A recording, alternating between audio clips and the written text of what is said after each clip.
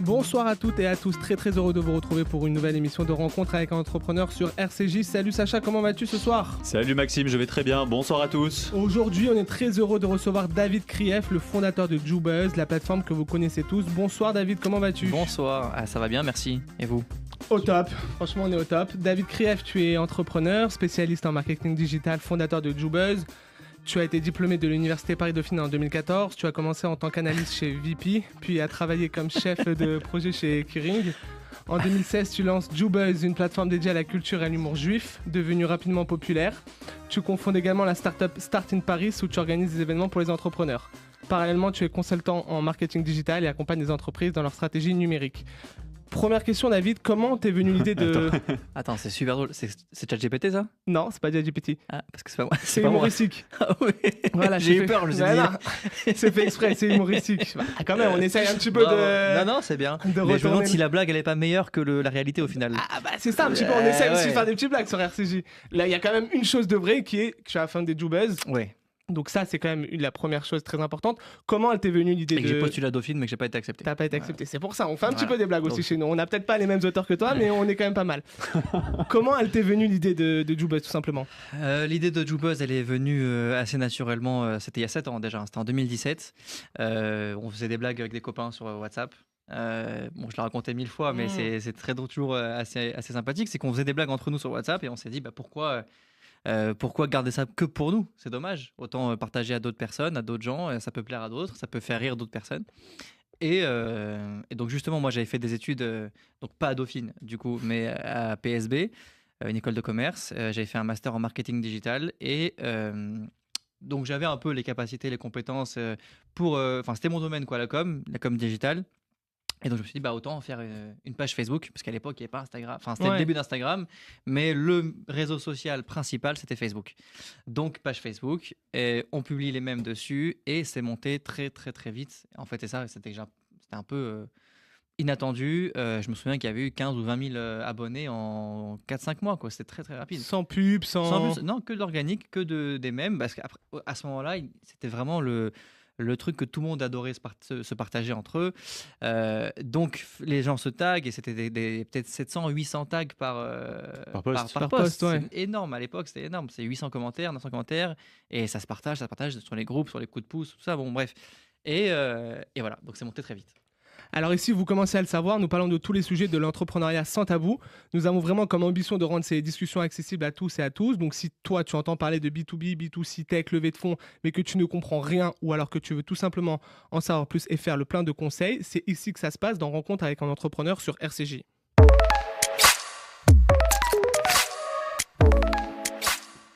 Bon David, on va revenir un peu plus en détail sur JooBuzz, la façon dont tu fonctionnes, mais est-ce que un peu à la manière d'un pitch startup, tu peux nous présenter JooBuzz ? On connaît tous, franchement, je pense les auditeurs, auditrices connaissent. Est-ce que tu peux essayer de nous donner une vision un peu différente, un peu justement entrepreneuriale de JooBuzz ? Bien sûr, alors aujourd'hui, JooBuzz, donc comme tu le dis, tout le monde connaît ou la plupart des gens connaissent JooBuzz à travers surtout les mèmes, donc les petites blagues et les concours, puisque c'est ça aujourd'hui, c'est les deux piliers de JooBuzz depuis 7 ans. Mais depuis quelques années, ça change un petit peu. C'est aussi beaucoup de vidéos à travers des reportages, à travers des interviews dont certaines ont fait date, on pourra peut-être en parler après, à travers des formats de micro-trottoirs aussi qu'on met en place.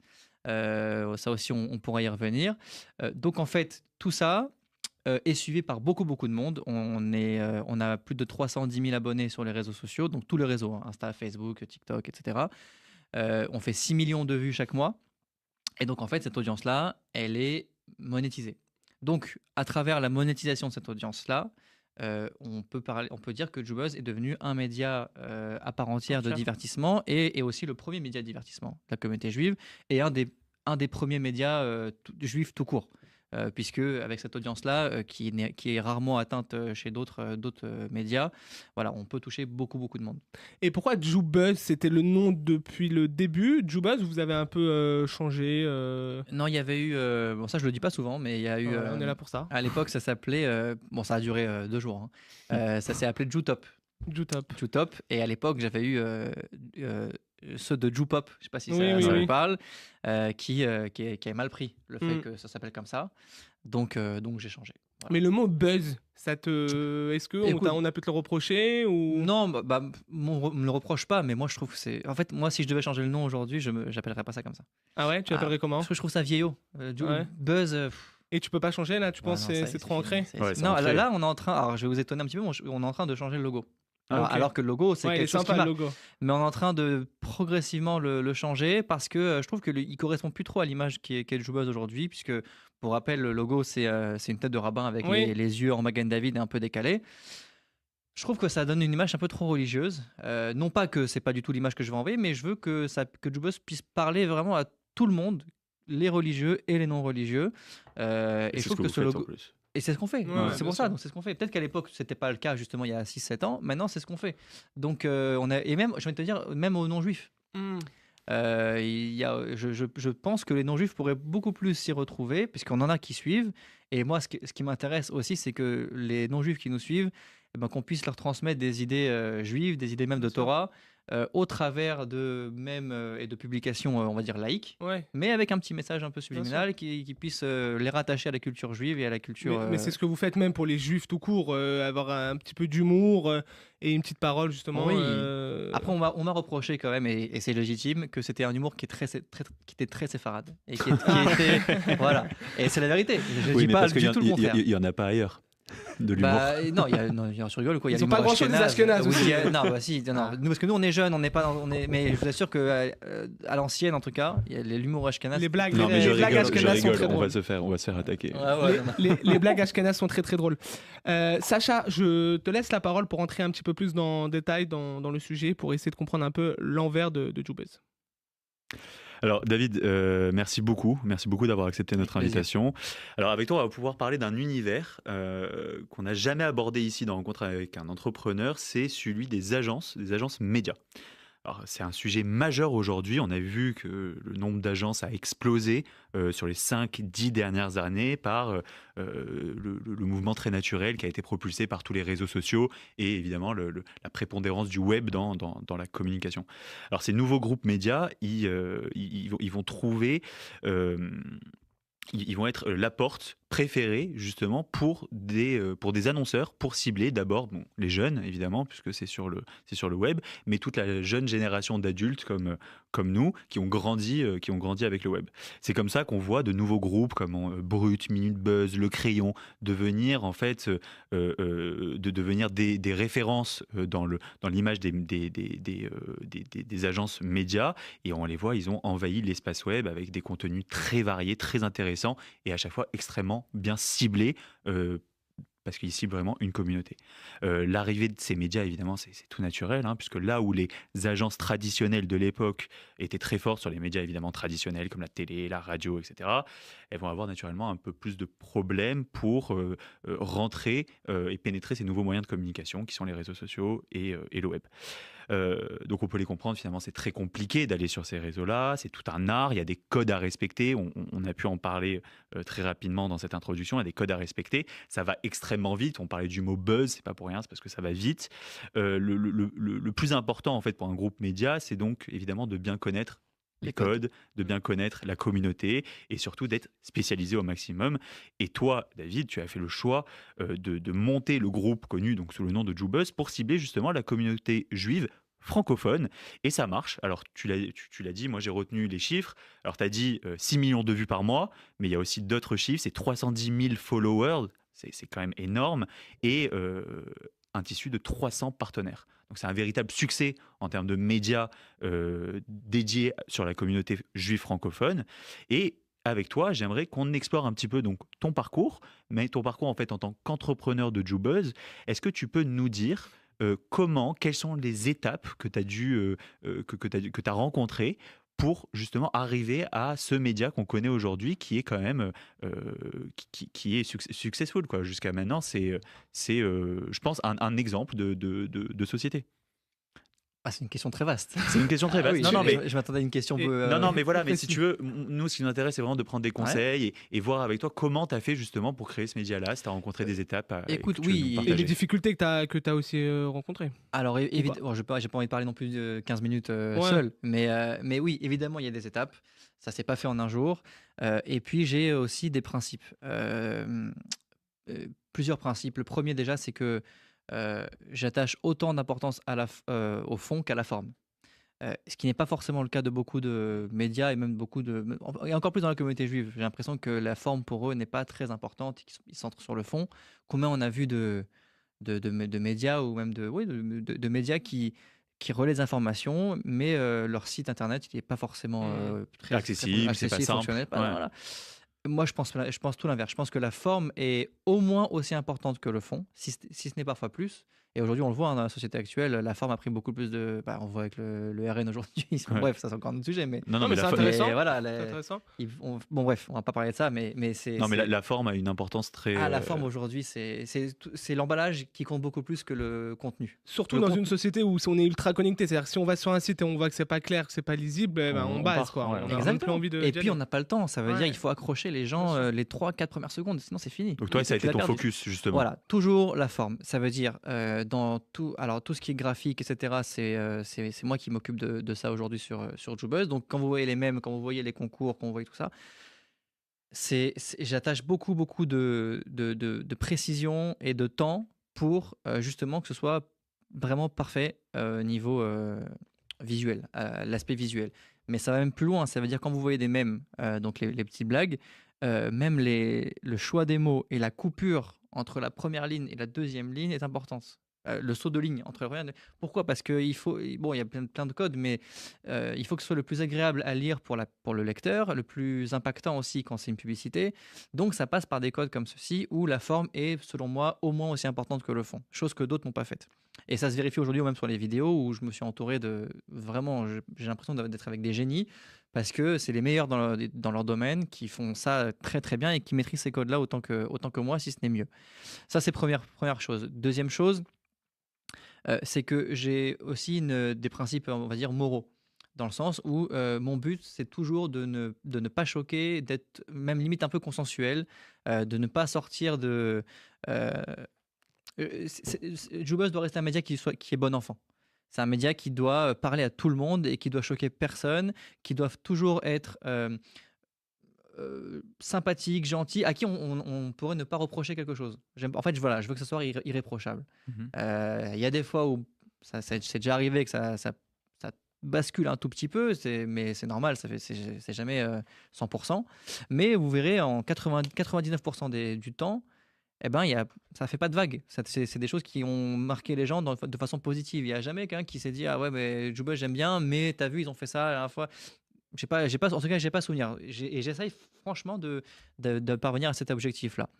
Et tu arrives à le faire toujours, même après des années d'existence, puisque voilà, créé en 2017, donc tu arrives à garder quand même C'est pas facile, surtout Parce que j'allais dire, après le 7 octobre, tu avais mis un peu en pause certaines publications et je crois que sur ton compte perso, tu l'avais relayé, où tu avais dit voilà, pour l'instant, on va se mettre un petit peu en pause.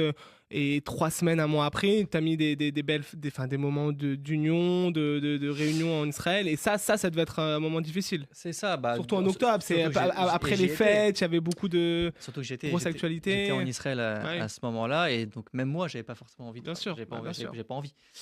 Donc, ce que j'avais fait, justement, j'ai voulu prendre un peu le contre-pied de ce qui se faisait sur les réseaux sociaux à ce moment-là, où c'était très, très anxiogène. Très sombre. Et j'avais voulu ne partager que les bonnes nouvelles en fait.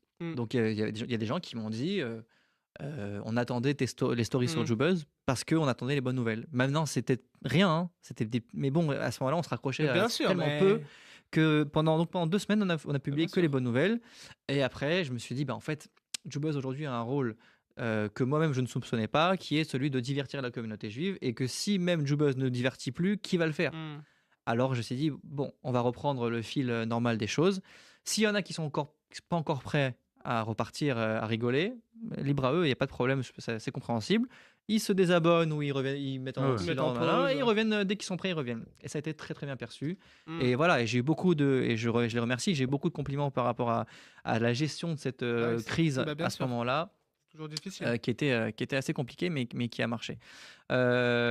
Voilà, et troisième principe qui est selon moi aussi important, et même pour les jeunes, c'est qu'il faut être... moi, j'attache aussi beaucoup d'importance à la rigueur. Quand on a commencé Joubuzz, on a publié un mème par jour pendant 6 mois. Donc ça en fait quasiment 180. C'est énorme. C'est énorme. Ouais. Mais il faut être régulier. Parce qu'il y a beaucoup de... À ce moment-là, quand on s'est lancé, il y a beaucoup d'autres pages qui ont voulu se lancer. Des pages de mecs qui ont voulu se lancer. Ils en faisaient un, deux, de temps en temps, comme ça. Là. Mais il n'y avait pas de rythme. Il n'y avait pas de... De ligne éditoriale, Voilà, un peu. c'était pas régulier. Mm. Donc au final, ils ont fini par arrêter. Moi, justement, j'ai voulu aller à fond. Et donc, il y avait un rythme, c'était cadencé, il y avait chaque jour des mêmes. Même aujourd'hui, vous verrez, c'est toujours très rigoureux. Il y a des jours où c'est dédié à la pub, des jours où c'est dédié à du divertissement. Le concours, quand on fait des concours, c'est toujours du lundi au dimanche. Depuis 7 ans, on a fait 400 concours, c'est toujours du lundi au dimanche, ça ne change pas. Il y a des gens qui veulent me payer plus pour faire un concours sur 2 semaines. Je dis non, c'est une semaine et c'est comme ça, c'est fini. Enfin, voilà. Oui, c'est une ligne éditoriale d'un média classique. Voilà. Classique. Mais oui, mais Carré. ça, c'est quelque chose chez les feuilles, je vais te Ouais. dire. Hein, mais non, mais Bien c'est sûr, malheureux. mais c'est vrai, Bien sûr, c'est vrai, mais c'est les vrai. feuilles, il y a du mal à. Évidemment, pas chez tout le monde.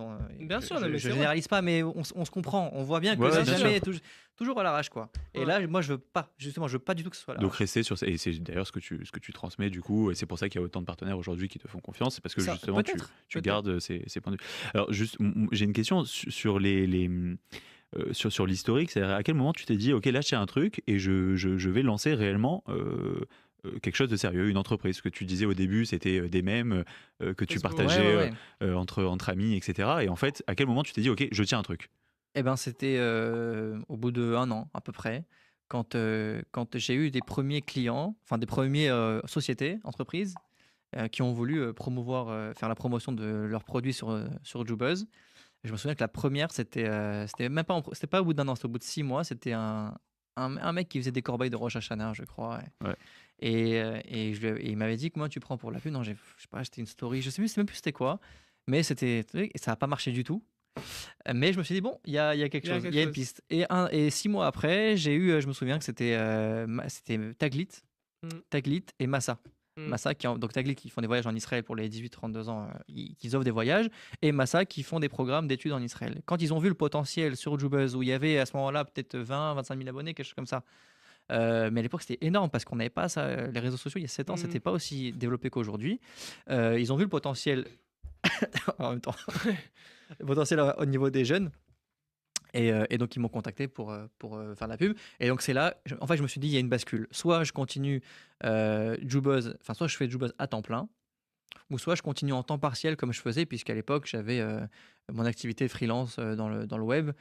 Oui, et je faisais Joubuzz à côté de mon travail. Donc là je me suis dit il y a une bascule, et j'ai décidé de continuer à faire ça à temps plein, donc à renoncer à de l'argent que j'avais, voilà, à mon salaire on va dire classique, et De te lancer partir, complètement, de quoi. me lancer complètement. Et donc, aujourd'hui vous êtes combien chez Joubuzz? C'est On très est- compliqué de savoir honnêtement. Ouais, On c'est n'est compliqué pas- à savoir parce que mais c'est là la Le freelance difficulté que aussi. j'ai, c'est que les gens ont du mal à savoir tout ce qu'on fait. Bah, Et on c'est fait ça. beaucoup de choses et c'est beaucoup de travail. Et moi, on Mais me c'est pour ça demande- que j'insiste sur le fait Ah oui, agence, parce que je comprends. ça ressemble de plus en plus à C'est- une vraie agence. alors c'est pas vraiment une agence, c'est un média qui a une, bon, on peut dire ça. t'as C'est une raison, agence T'es média. en train de le convaincre là. Non, mais c'est un non, mais média c'est qui a vrai, une- vous avez qui a une beaucoup agence de d'activités. côté, quoi. Vous avez beaucoup d'activités et pas tout le monde. C'est ça. On s'est eu au téléphone plusieurs fois pour en parler et pas tout le monde forcément est au Mais courant moi, de tout ce que vous avez sous le pied déjà et tout ce que vous faites déjà aujourd'hui. Alors je vais venir, si on a un peu de temps, avec grand plaisir, je vais en parler, mais justement pour introduire le sujet, c'est que moi, il y a encore des gens qui me disent, mais tu fais quoi à côté? Voilà, c'est ça. C'est terrible quand tu travailles 12 heures par jour Ouais. et qu'on te dit ça, c'est terrible. Donc moi maintenant, bon, je suis un peu, ça m'irrite un petit peu, mais Non, mais parce qu'ils comprends. voient- C'est pas de leur faute. Non, mais ils c'est- voient pas peut-être l'aspect financier que tu peux dégager des partenariats, des jeux concours. Déjà ça, voilà, c'est ils vrai, se mais, disent, et c'est bon signe, ça veut dire qu'ils voient même pas Bah, la bien pub. sûr, bah, C'est c'est ça qu'ils qui est bien. perçoivent même pas ça comme de la publicité. Non, mais c'est très bien. Mais en Ouais. fait, mais même les agences médias aujourd'hui, on les remarque pas. On regarde tout ce qui se passe, c'est-à-dire les vidéos, et en fait, on consomme du contenu sans se rendre compte que derrière, il y a toute une, je vais dire industrie, mais parce que c'est vrai, parce que les idées, il faut bien, tu dis un mème, tu as sorti un mème par jour pendant 6 mois. Aujourd'hui, on en est à 2005 peut-être. Alors, c'est pas facile d'être drôle. Il faut avoir. Et se renouveler, c'est jamais le même thème. Voilà, exactement. Donc, il y a des équipes, tu as des salariés. Donc, c'est tout un programme. Alors, pour répondre à ta question, justement, Sacha, donc c'est pas de salariés. Aujourd'hui, on est 10. Enfin, moi, plus une 9. équipe, ouais. Une équipe de 10. Je n'ai aucun salarié, c'est que des freelances. Il y a la moitié en Israël et la moitié en France. Et en fait, chacun a son rôle, tient sa fonction en fonction d'un projet qui lui est attribué, par lequel il excelle. Par exemple, vous connaissez tous la Haggadah de Pessah. Ouais. La Haggadah de Pessah, c'est un projet que j'ai avec quelqu'un de mon équipe qui s'appelle Jérémy Wanyounou, qui est excellent, avec qui j'étais déjà venu d'ailleurs chez RCJ pour parler de la Haggadah à l'époque. Et donc c'est avec lui qu'on fait ce projet depuis maintenant 4 ans, où on fait une Haggadah de Pessah chaque année, illustrée, un peu décalée, toujours dans le respect de la halacha, mais avec donc c'est le texte millénaire, mais c'est des illustrations qui sont adaptées à... Oui, mais enfin, on a des belles agadotes avec de l'humour, parce qu'il y a de l'humour dedans. Moi, je l'ai, donc elles sont rigolotes. Et ça change des bouquins traditionnels qu'on avait jusqu'à maintenant. Avec les taches de vin, les maths au milieu entre les pages. Exactement. exactement. Et en sympa plus, ça fait vivre. Ça intéresse tout le monde, parce que du coup, on sait comment ça se passe. Et en fait, son actualité. Le meilleur message qu'on reçoit chaque année, mais on en reçoit beaucoup comme ça, mais les meilleurs messages qu'on reçoit, c'est avant, je m'ennuyais pendant le Seder de Pessah, j'étais sur le téléphone ou je suivais pas, ça me saoulait. Et maintenant, grâce à la Haggadah, je vis le Seder de Pessah. Donc c'est magnifique. C'est exactement pour cette raison-là qu'on fait ça. Et donc, tu vois, il y a beaucoup de projets. On parle de la Haggadah, donc on parle vraiment de produits dérivés au final. Vous commercialisez des produits. Il y a les vidéos, il y a les mèmes. On parlait tout à l'heure, tu as parlé de comment on appelle ça, d'interviews. Comment tu arrives à gérer tous ces projets-là et comment tu arrives à faire à donner la priorité justement au projet en termes de temps? Tu parlais des freelances que tu as, etc. Ouais. En fait, tout dépend des. Par exemple, la Haggadah, c'est Pessah. Ouais. Donc la Haggadah, c'est une fois par an. Donc ça, on sait que parce que la Haggadah se prépare quand même depuis septembre. Donc on va dire entre septembre et février, on est sur la Haggadah. Donc on se réserve avec Jérémy, par exemple, un jour par semaine où on va travailler sur la Haggadah, les illustrations, les idées derrière les illustrations, tout un système. Donc ça, c'est un projet. En parallèle, il y a par exemple le Jubuzz Comedy Club qu'on a fait toute l'année qui s'est écoulée. On a fait 5 éditions au Palais des Glaces. Et ça, c'est avec un projet que j'ai avec un autre de mon équipe qui s'appelle Yuval Banaï. Yuval Banaï qui est aussi excellent dans son domaine. C'est très bon. Ouais, très très bon. Il est humoriste aussi par ailleurs, mais il est aussi avec moi sur ce projet du Comedy Club. Donc voilà, tous les 2 mois, on se fixe une échéance où on sait qu'on va travailler sur ce projet-là. Un mois avant, on fixe la date, on contacte les humoristes, on s'arrange pour la salle. Bon, il y a tout un process. Une organisation. Mais donc voilà, et moi je suis quelqu'un qui aime. J'ai tendance à être le plus organisé possible. J'aime pas les choses qui sont faites. Bon, on a déjà parlé de ça, mais j'aime pas être à l'arrache. Donc j'aime vraiment être organisé. Et donc voilà, c'est tel jour, telle heure, on parle de ça et on avance. Ensuite, deuxième étape, troisième étape, etc. etc. Et c'est comme ça sur chacun des projets. Quand on fait les interviews aussi, on en fait une tous les 2 mois environ, quand c'est une grosse personnalité. Il faut préparer les questions, il faut déjà avoir l'accord de l'interviewé, il faut préparer les questions. Le montage. Ça c'est après. Tournage, montage, publication. Bon, il y a tout un process. Et donc voilà, c'est beaucoup d'anticipation et pas mal d'organisation aussi. Donc voilà, des événements, de la communication, et on sait qu'aujourd'hui vous lancez aussi, parce que tu gardes quand même une place à l'innovation, puisque vous avez lancé votre application de rencontre. Oui. Voilà. Ça va intéresser nos auditeurs. Oui, non, mais c'est vrai parce et auditrices, ça pour le coup, moi j'étais pas du tout au courant que vous lanciez ça. Ouais. Et t'es pas la cible, Sacha, c'est pour ça. Ouais, c'est pour ça. Ouais. Mais même, il aurait dû le savoir. Ouais. Oui, on a lancé l'application de rencontre qui s'appelle Jubuzz Love. On l'a lancée le 1er janvier. Et pour la petite anecdote, c'est une application qu'on a mis 1 an à peu près à développer. Et quand on l'a lancé le 1er janvier, on a été saturé complètement. Les serveurs ont été saturés, c'était un balagan total. Et si j'ai un conseil justement à donner à des futurs entrepreneurs, ne lancez pas de business un jour férié. Et encore moins le 1er janvier qui est férié dans le monde entier.